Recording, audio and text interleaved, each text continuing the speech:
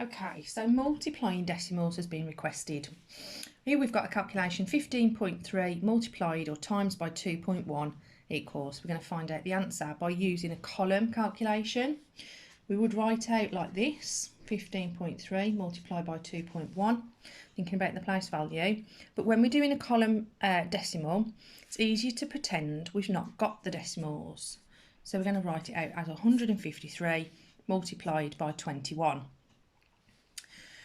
First of all, we're working in the ones column, or units as some of us might know it as, and then we're going to look at the tens column next. So 1 times 3 is 3, 1 times 5 is 5, 1 times 1 is 1.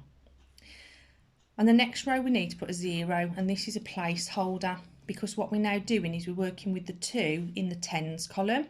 The 2 actually represents 20 or 2 tens, which is why we've put that 0 to hold the place of the ones column, moving us over to the tens.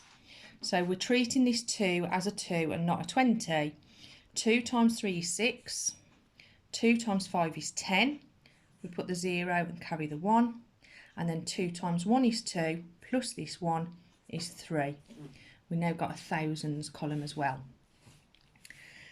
Next step is to add those two totals together. So 3 plus 0 is 3.